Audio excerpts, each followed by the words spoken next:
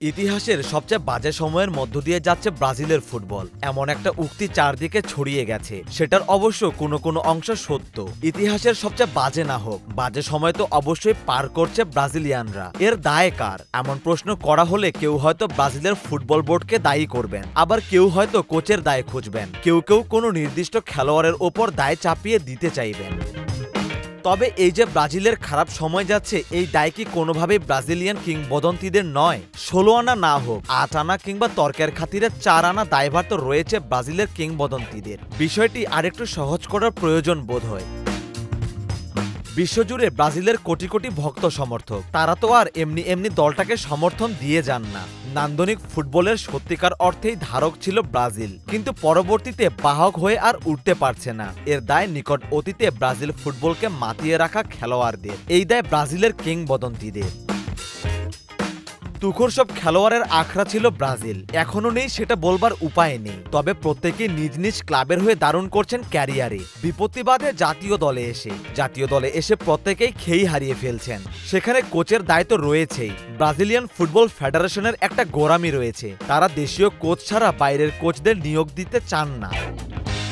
সে কারণেও ভিন্ন ধাঁচের কোচ এসে ব্রাজিল দলের সাথে সম্পৃক্ত হতে পারছেন না। এদিক থেকে রোনালদিনিওরা হতে পারতেন আদর্শ, তারা এগিয়ে আসতে পারতেন সাহায্যের হাত বাড়িয়ে। তবে তার আগে তাদের মনোনিবেশ করতে হতো ফুটবল কোচিংয়ে। ইউরোপে রোনালদিনিওরা চাইলেই তো কোচিং দীক্ষা নেওয়ার সুযোগ পেতে পারতেন, কিন্তু তারা তা নেন না। তারা আয়েশি জীবনকেই প্রাধান্য দেন। চিরপ্রতিদ্বন্দ্বী আর্জেন্টিনার সাবেক কিংবদন্তি হ্যাভিয়ার মাসচেরানো বয়সভিত্তিক দলে কোচিং করাচ্ছেন। অন্যদিকে সমসাময়িক ব্রাজিলিয়ান কিংবদন্তি রাইট ব্যাক দানি আলভেজ হাজত বাস করছেন নারী কেলেঙ্কারিতে।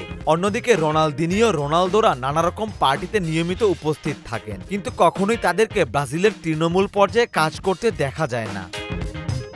সেটাও বরং ব্রাজিলের এমন অধপতনের কারণ। তাছাড়া এই যে খেলোয়াড়ি জীবন শেষ হওয়া মাত্রই আয়েশি বিলাসী জীবনযাপন, এটার প্রভাবক হিসেবে কাজ করে দারিদ্র্য। ব্রাজিল দলে খেলা অধিকাংশ ফুটবলারই অভাব অনটনের মধ্য দিয়ে পরবর্তীতে হয়েছেন সুপারস্টার।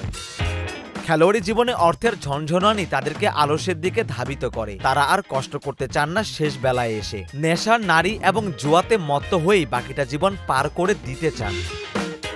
এই কারণে জাতীয় ফুটবল দলের সাথে সম্পৃক্ত হতে দেখা যায় না সচরাচর, আর তাতে করে তরুণদের মধ্যে ছড়িয়ে পড়ছে না সেই লিগ্যাসি। তাছাড়া কিংবদন্তি ফুটবলাররা প্রতিনিয়ত বর্তমান খেলোয়াড়দের সমালোচনা করে যান মিডিয়ার সামনে, সেটা সম্ভবত প্রাসঙ্গিক থাকার কারণে, কিন্তু তাদেরকে খেলোয়াড়দের সহায়তায় এগিয়ে আসতে দেখা যায় খুব কম সময়েই।